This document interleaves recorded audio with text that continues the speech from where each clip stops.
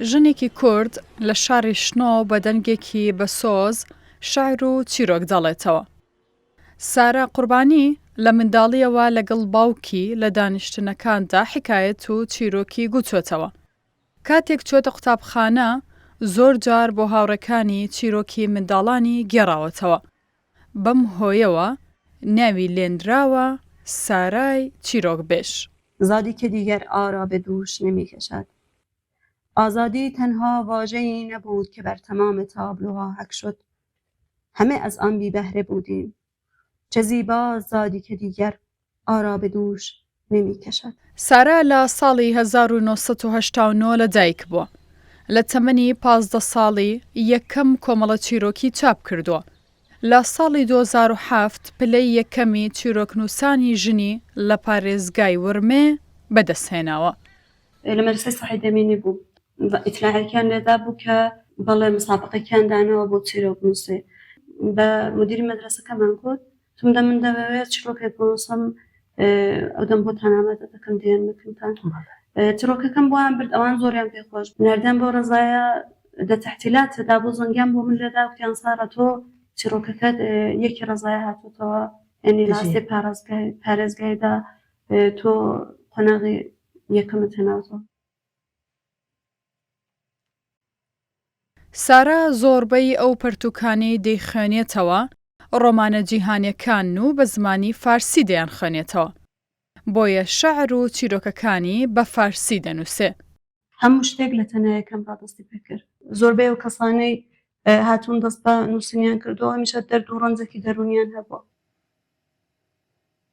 کشور خاموش من دستانم را به اندوه فروختم در شب انتهای سادگی بر چهره آدمیان چراغ چرکین دلفریبی نقش بسته برای چشمهای نخفته به خاطر حجم عظیم و خالی انکار در ورطه جهانی خالی از احساس من دستانم را به اندوه فروختم برای حرفهای بی امان و نیش‌آلود روی تاج گلی که به دنبال گویی تازه دفن شده می‌گردد.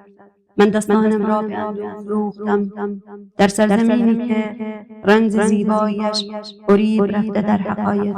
سارا 14 ساڵ لە مەهاباد ژیاوە. لەوێ ئاشنای مەریەم قازی بووە. مەریەم زۆر کاریگەری لەسەر سارا داناوە.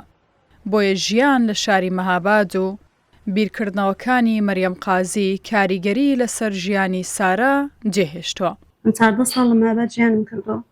ژیانی وێ زۆر تەسیر لەسەرم مندانە بێجگەلەوەی کە من لە شنۆیەکە بووم لەگەڵ مەریەم قازی ئاشنا بووم. یەکێک لە چیرۆکنووسە باشەکان بوو. چیرۆکی کورتی زۆر بوو. دوایش کە من مەسەلەن ژیانی خۆم بۆ جێڕاوە ژیانی خۆی بۆ من جێڕاوە کە ئەبێ ژیانێکی پڕ لە ڕەنج و ئەوانەی هەبوو باسی ژیانی خۆی بۆ من جێڕاوە. منیش دادەنیشتم لەگەڵ مەریەم قسەم دەکرد دەیگوت سارا من دەبی کارێک بکەین بزانین ژیانی مە چۆن مەسەلەن بە تەنەفوڕ دەتوانین تێپەڕ بکەین. ژن دەبی بێمنێت بێ لە هەموو شتێک. یعنی نابێ هیچ شتێکی بۆ مهم بێ ئەوەی کە هەمیشە پاڵپشتی خۆی بێتن.